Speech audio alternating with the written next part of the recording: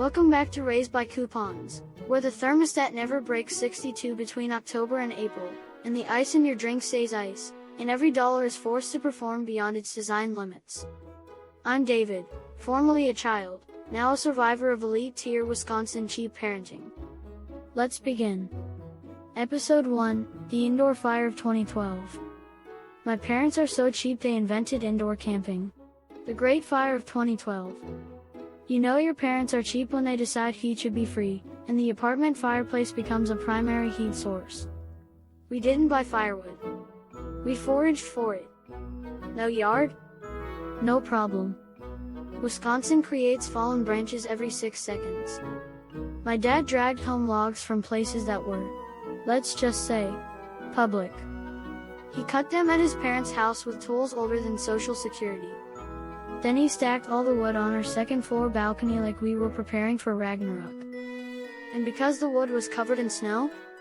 Well, that's just pre-hydrated kindling. The smoke situation got so bad during blizzards the apartment looked like it had been fumigated for raccoons.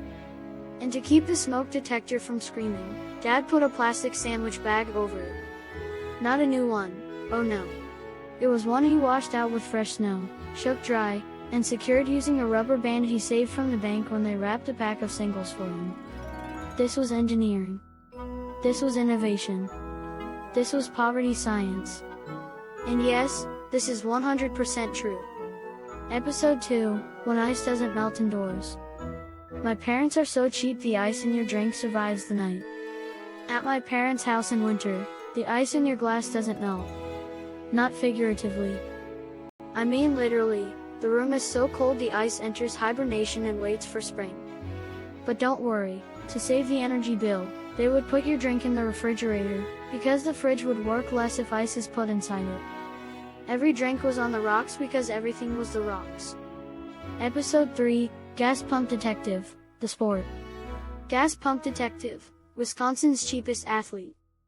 Every family has someone who checks gas prices. My dad was doing forensics. He could tell which pumps were cheating just by comparing. Miles driven. MPG on the Honda, which Dad claims is engineer tier accurate. Gallons on the receipt. If a pump gave you 95% of what you actually burned, he'd blacklist it like it committed a felony. But once in his life, he found perfection. Pump number 3 at Quick Trip, Marshall, Wisconsin, Highway 19. The Holy Pump. 100% accurate. The Vatican has its relics.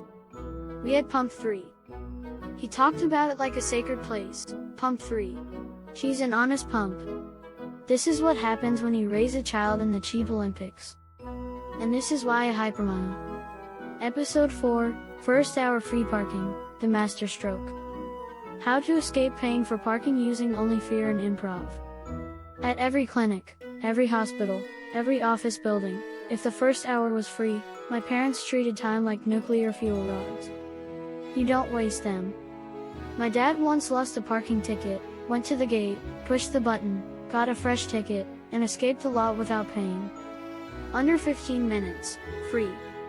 He beat the system so hard the system probably had to go to therapy afterward.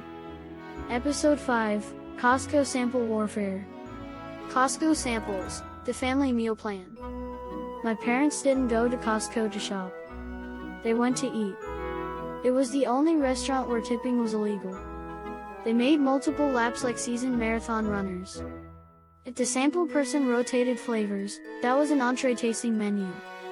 Eventually Costco hired extra security. Not because of theft. Because they saw my family approaching. Episode 6, Receipt Farming. The life cycle of receipts in a frugal household. Receipts in our house had more reincarnations than a Buddhist monastery. Stage 1, Purchase Record. Stage 2, Free Food Survey Ticket. Stage 3, Argument Evidence. Stage 4, Tax Deduction maybe? Dad wasn't sure. Stage 5, Return something you never bought, allegedly. Stage 6, Windblown Walmart treasure, pick it up. A dropped receipt was a free hamburger waiting to happen. A gift from the gods. A coupon that fell from heaven. Episode 7, The Disney Hyper-Frugal Master Plan. Disney World on a budget so tight it could crack walnuts. 3 nights at lodging cheaper than homelessness. Red-eye flights. Snacks brought from home. Tickets bought at the absolute cheapest seasonal bracket. 17 Chrome tabs with travel-related websites open. 3 cashback cards rotating like a NASA docking sequence. Free breakfast. No shuttles, not included with the lodging, but download Lyft on someone's phone who has never used Lyft before to get the new customer discount. All executed with the precision of a military operation. We saw all of Disney in 2 days. Didn't spend $1 more than needed. Didn't rest either. If armies traveled the way we did, Rome would still be standing. This concludes another episode of Raised by Coupons, where common sense goes to die and frugality achieves spiritual enlightenment. Like, comment, subscribe, or save your clicks for something cheaper. Until next time.